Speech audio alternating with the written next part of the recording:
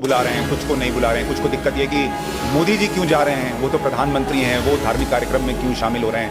आज मैं देख रहा था कि कई लोग ये भी कहने लग गए कि जो लोग जाएंगे वो एक धर्म विशेष से जोड़ दिए जाएंगे, जो नहीं जाएंगे उनको आप कहेंगे एंटी हिंदू है। तो ये परेशानियां उनकी देखिए, एक बहुत बड़ी समस्या ये है, मैं कई बार बोल चुका हूँ, जो लोग भगवान राम को एक पर्टिकुलर विचार, एक पर्टिकुलर व्यवस्था से जोड़ना चाहते हैं, तो मैं याद दिलाना चाहता हूँ, इस दुनिया में एक ही देश है जहाँ के नेशनल ब्रॉडकास्टर पर डे रामायण आते हैं, वो है इंडोनेशिया, दुनिया का सबसे बड़ा मुस्लिम, जहां भारत से भी अधिक रामलीलाएं खेली जाती हैं प्रतिशत के साथ, जनसंख्या के प्रतिशत अगर, और सारे के सारे पात्र मुस्लिम होते हैं। वो है दुनिया का सबसे बड़ा मुस्लिम देश इंडोनेशिया। अगर कोई एक ऐसा देश है जहां की फर्स्ट लेडी मानती है कि उनकी वंशावली भगवान राम से है, तो वो है कोरिया, और जाके चेक करिए, कोरिया में 60% लोग नास्तिक हैं। अगर कोई एक देश है जहां का राजा होल्ड करता है टाइटल किंग रामा द 10, इससे पहले थे भूमि बल अतुल्य तेज किंग रामा द 10, वो है थाईलैंड, वो हिंदू देश नहीं।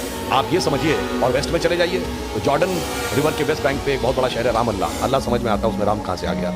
अब उसके बाद अगर आप देखें तो फेराहों की डायनेस्टी जहां से शुरू होती है, जाके चेक कर दीजिएगा, पहला राजा का नाम है RAMSES, राम से। राम कहां से आया, मैं किसी के ऊपर आक्षेप नहीं लगा रहा हूं, आप खुद सोचिए। और सुमेई प्रोविंस है, जो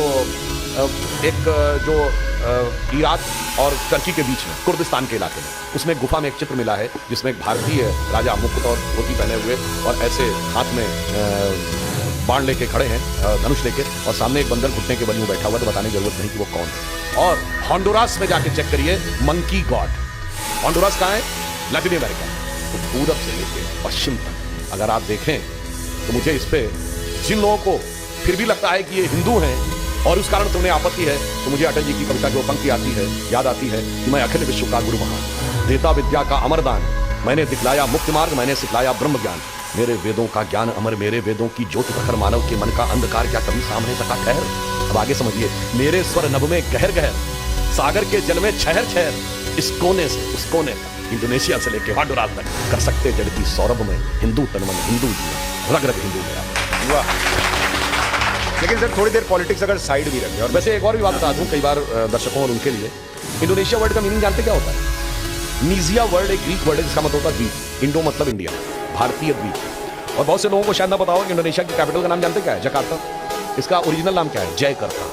प्राचीन इंडोनेशिया में 2 प्रोविंसेस होते थे, जयकर्ता और योगकर्ता। आज भी जाके चेक कर लीजिएगा कि जकार्ता के जो बगल का प्रोविंस है उसका नाम आज भी योगकर्ता है।